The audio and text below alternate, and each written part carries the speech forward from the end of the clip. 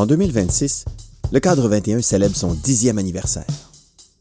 Pour souligner l'événement, nous avons invité les bâtisseurs et les collaborateurs qui ont façonné l'identité du Cadre 21 au cours de cette décennie. Lors de cette soirée retrouvailles dans nos espaces à Montréal, j'ai profité de l'occasion pour m'asseoir au micro avec plusieurs d'entre eux pour plonger dans différentes dimensions de ce projet novateur. Mon nom est Maxime Pelchat et bienvenue dans cette série spéciale 10 ans de DevProf.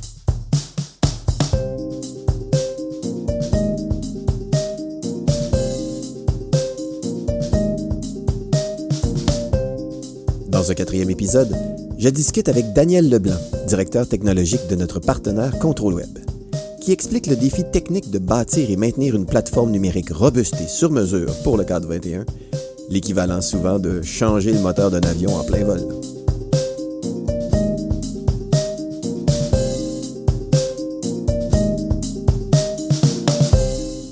Daniel, tu es dans notre univers depuis pratiquement les débuts, du moins en tout cas dans l'univers de la dimension numérique du Cadre 21, parce que toi, tu travailles en informatique depuis toujours. Depuis l'âge de 17 ans, en fait. Ouais, c'est ça, hein? Ouais.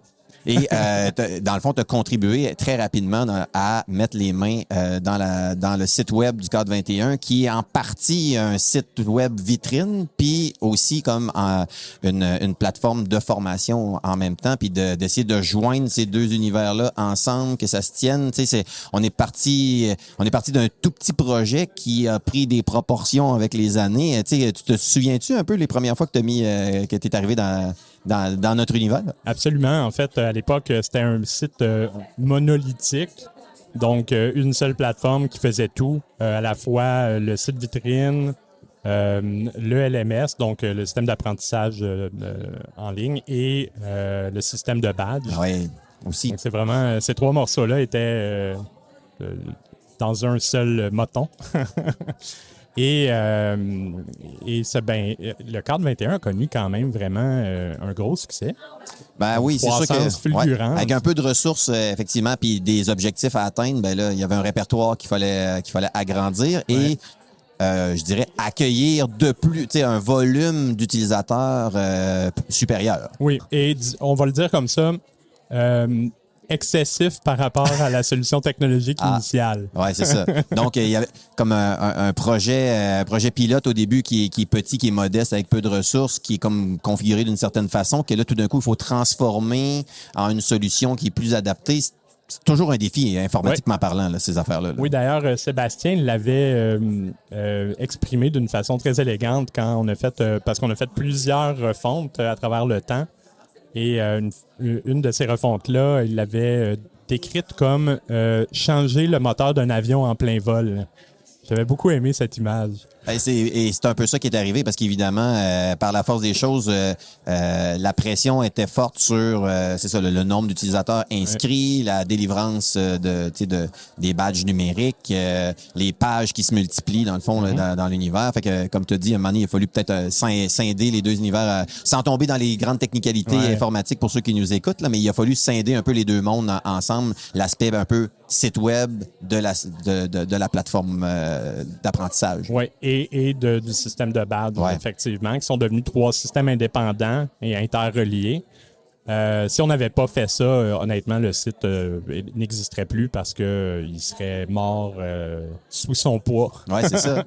Puis dans les faits, il y avait un peu quelque chose de très personnalisé et on pourrait quasiment dire artisanal là, dans la façon de faire parce qu'il pleut pas des exemples un peu partout dans le monde, dans le monde web, là, d'avoir, comme tu dis, ces 3 univers-là qui cohabitent ensemble. C'est souvent comme un ou l'autre ou un et, comme un des 3 morceaux, 2 des 3 morceaux, mais rarement les 3 morceaux ensemble. Exactement. Puis aussi, le Cadre 21 a des particularités qui ne se retrouvent pas dans d'autres écosystèmes similaires, soit de badge numérique ou de LMS. Donc,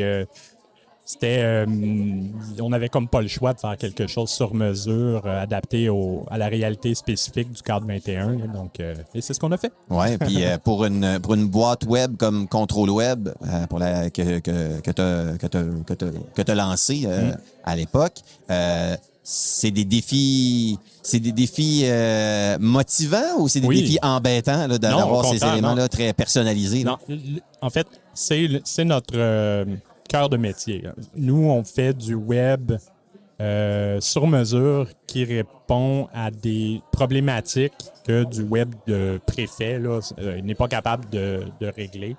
Donc, pardon, il y a des agences qui font un peu du préfabriqué, là, où vont faire des petits sites avec des templates ou des choses comme ça. Nous, on est vraiment... Notre approche avec la plupart de nos clients, c'est vraiment de créer des solutions sur mesure qui répondent exactement à leurs besoins. On va réutiliser des trucs qui existent déjà. S'il y en a qui font exactement ce qu'il y a, ce qu'on cherche aux besoins. Mm-hmm. Mais on va aller bonifier souvent. On va prendre la base, ça comme base, puis on va aller y greffer des greffons qui répondent à des besoins plus spécifiques. Là, donc, Puis les particularités en terminant du cadre 21, est-ce que ça vous a permis, vous, comme équipe, de vous développer professionnellement aussi à faire de la résolution de problèmes avec notre univers? Bien, c'est sûr. C'est un bon cas école, le cadre 21, parce qu'effectivement, pratiquement toutes les problématiques étaient uniques. Là, donc, c'était un bon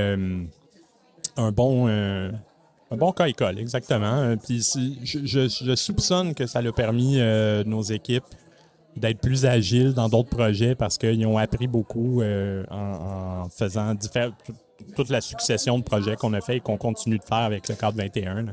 C'est ce que j'allais dire en terminant, parce que je pense qu'on a d'autres défis devant nous puis qu'on va continuer à apprendre en se mettant les mains là-dedans pour répondre au réseau puis de la meilleure façon. On lâche pas la patate. On est content de vous avoir avec nous, Daniel Leblanc. Merci. Merci à toi. Bonne soirée.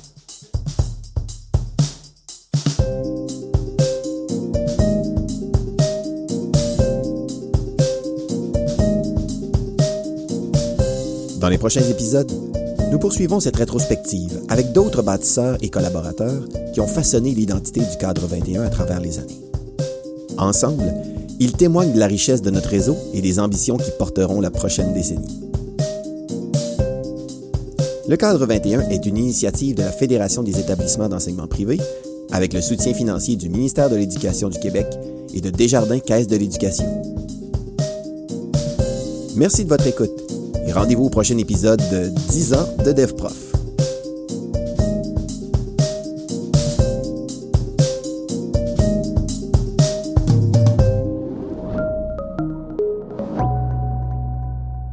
Mon DP Continu est membre de Balado Pédago, une communauté dynamique de professionnels de l'éducation qui partagent une vision commune.